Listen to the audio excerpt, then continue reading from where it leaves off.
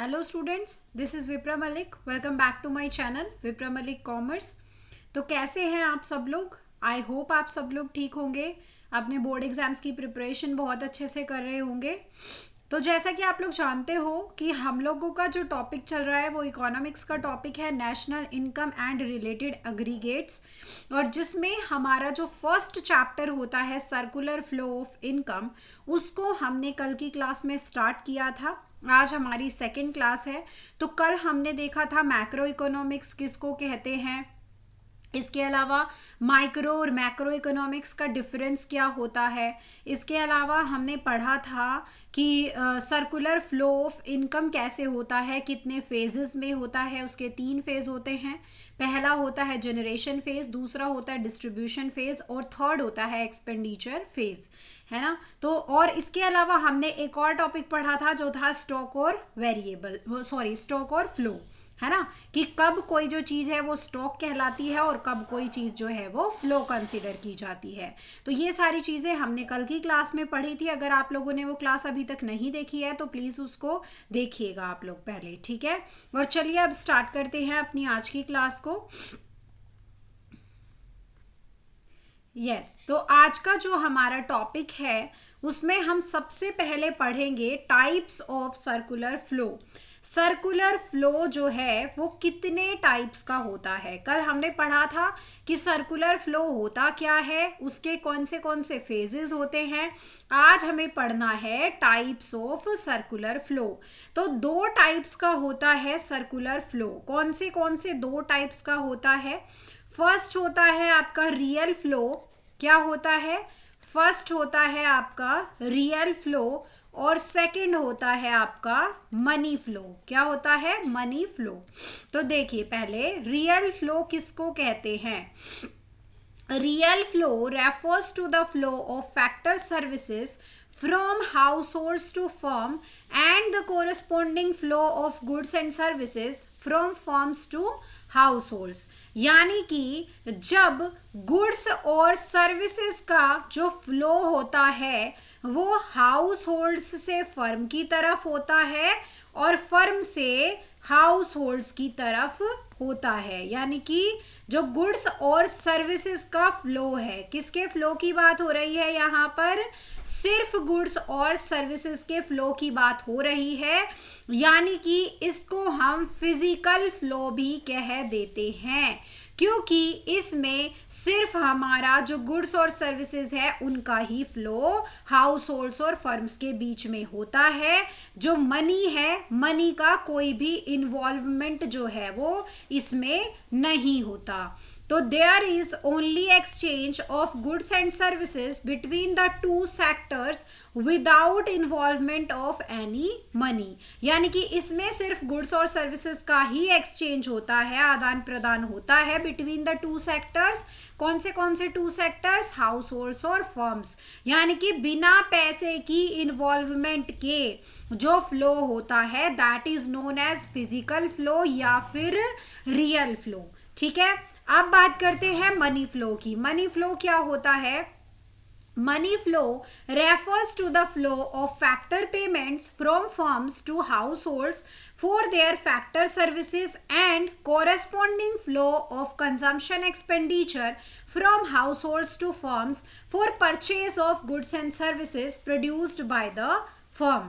देखो इस फ्लो में क्या होता है कि जब मान लीजिए हाउस होल्ड्स ने फर्म्स से कुछ खरीदा है, कोई क्या खरीदे हैं? गुड्स और सर्विसेज खरीदे हैं। क्या खरीदे? गुड्स और सर्विसेज खरीदे। तो उसके बदले में क्या किया? पेमेंट किया। क्या किया? पेमेंट किया। पेमेंट किसकी फॉर्म में किया? मनी की फॉर्म में किया। किसकी फॉर्म में पेमेंट किया? मनी की फॉर्म में किया, है ना। पैसा दिया उसके बदले में। या फिर ऐसा हो सकता है कि हाउस होल्ड्स ने कोई सर्विसेज दी फर्म को और फर्म ने उसके बदले में पैसा दिया, तो वो भी क्या हो जाएगा? मनी फ्लो हो जाएगा। यानी कि जब किसी ट्रांजैक्शन के फ्लो में मनी का इन्वॉल्वमेंट हो, मनी का एक्सचेंज हो जब इन 2 सेक्टर्स के बीच में, तो उसको कहा जाता है मनी फ्लो, या फिर उसका दूसरा नाम भी होता है नॉमिनल फ्लो, या फिर उसको क्या भी कहा जाता है, नॉमिनल फ्लो भी कहा जाता है। ठीक है, चलिए अब हम देखते हैं इन दोनों का difference between real flow and money flow. Difference से हमें अगर अभी भी कोई डाउट है तो डिफरेंस से हमें पूरा का पूरा जो है वो बिल्कुल क्लियर हो जाएगा। ठीक है, तो चलिए पढ़ते हैं डिफरेंस। सबसे पहला जो बेसिस है, किस बेसिस पर हम डिफरेंस देखते हैं, तो पहला है मीनिंग। तो रियल फ्लो में क्या है, it is the flow of goods and services between firms and house hold. Real flow में क्या होता है, ये एक फ्लो है फर्म और हाउस होल्ड के बीच में। किसका फ्लो है, गुड्स और सर्विसेज का फ्लो है। और अगर मैं मनी फ्लो की बात करूं तो it is the flow of money between firms and house hold. इसमें किसका फ्लो है, मनी का फ्लो है। किसका फ्लो है, पैसे का फ्लो है।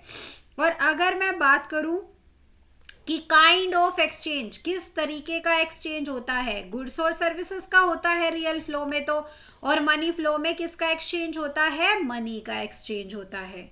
ठीक है, देखो इसके अलावा अगर मैं देखूं कि एक्सचेंज में डिफिकल्टी का क्या लेवल है, तो क्योंकि जो रियल फ्लो है इसमें जब गुड्स और सर्विसेज का ही एक्सचेंज होगा, दैट मीन्स वो क्या कहलाएगा, बार्टर सिस्टम।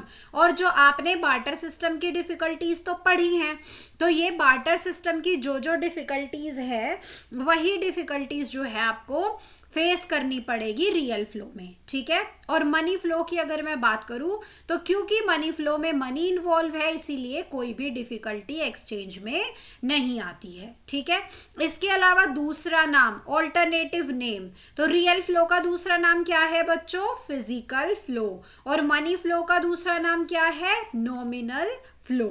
ठीक है, आई होप आपको रियल फ्लो और मनी फ्लो समझ में आया है।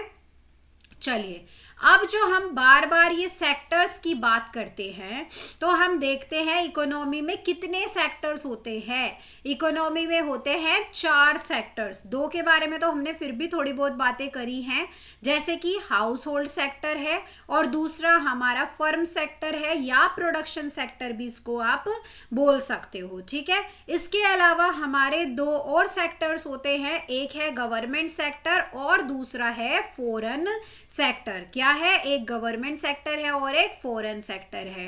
तो चलिए एक एक करके पढ़ते हैं। हाउस होल्ड सेक्टर क्या है, it includes consumers of goods and services and also the owners of factor of production.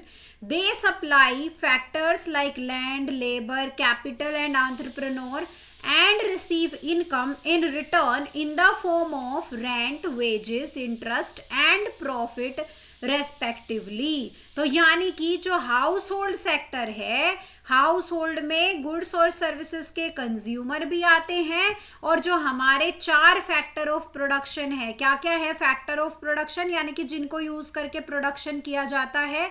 सबसे पहला है लैंड, दूसरा है लेबर, तीसरा है क्या, कैपिटल, और चौथा क्या है, एंटरप्रेन्योर, है ना। एंटरप्रेन्योर के बिना तो कोई भी बिजनेस होगा ही नहीं। तो ये 4 जो हैं क्या हैं हमारे फैक्टर्स ऑफ प्रोडक्शन। तो जो हाउस होल्ड सेक्टर है उसमें कंज्यूमर्स भी आते हैं और उसमें हमारे फैक्टर ऑफ प्रोडक्शन के जो ओनर्स हैं वो भी आते हैं। और जो ओनर्स हैं वो किसकी फॉर्म में जो है इनकम रिसीव करते हैं। तो मान लो किसी ने अपनी जमीन जो है वो किराए पर दी है, तो उसको क्या मिलेगा, उसके बदले में रेंट मिलेगा। सपोज करो कोई पर्सन है जो जाके कहीं पर काम कर रहा है एज अ लेबर, तो उसको किस फॉर्म में रिटर्न होगी इनकम, वेजेस की फॉर्म में, मजदूरी मिलेगी उसको। इसके अलावा अगर किसी ने कैपिटल इन्वेस्ट करी है तो कैपिटल का क्या मिलता है ओनर को, कैपिटल का मिलता है इंटरेस्ट। इसके अलावा अगर कोई एंटरप्रेन्योर है, कोई बिजनेस कर रहा है, तो उसको क्या अर्न होगा, उसको प्रॉफिट अर्न होगा, है ना। तो जो हाउस होल्ड्स हैं वो कंज्यूमर्स भी होते हैं और owners of factor of production भी होते हैं। अब सेकंड क्या होते हैं, दूसरा सेक्टर है फर्म्स का। तो फर्म में क्या आते हैं, it include all producing firms in the economy. इसमें सारे के सारे जितने भी प्रोड्यूसिंग फर्म्स हैं वो सब आते हैं। To produce goods and services, the firm hire factor of production from the house hold. तो जो फर्म्स होते हैं वो गुड्स और सर्विसेज को प्रोड्यूस करने के लिए क्या करते हैं, इनसे हाउस होल्ड्स से वो जो फैक्टर ऑफ प्रोडक्शन अभी हमने ये 4 पढ़े हैं, इनको क्या करते हैं, इनको हायर करते हैं।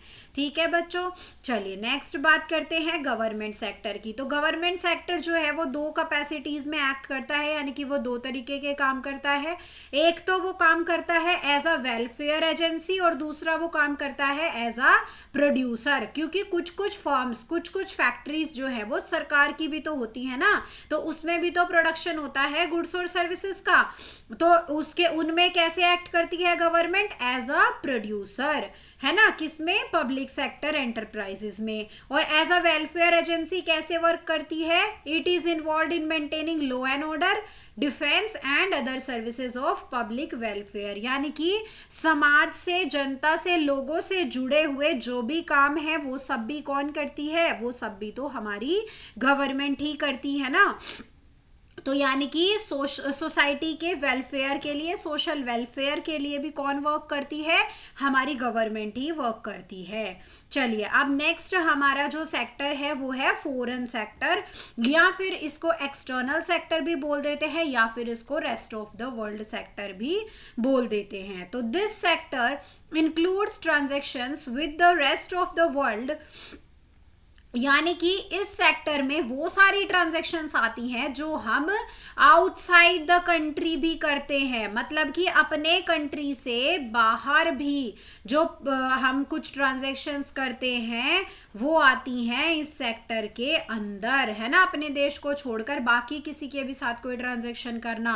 It is involve in export and import of goods and flow of capital between the domestic economy and other countries of the world. तो इसमें क्या क्या चीजें आ जाती हैं, इसमें आ जाता है एक तो गुड्स का अगर इंपोर्ट या एक्सपोर्ट हो तो वो उसमें भी क्या है, फॉरेन सेक्टर इंक्लूड हो जाएगा।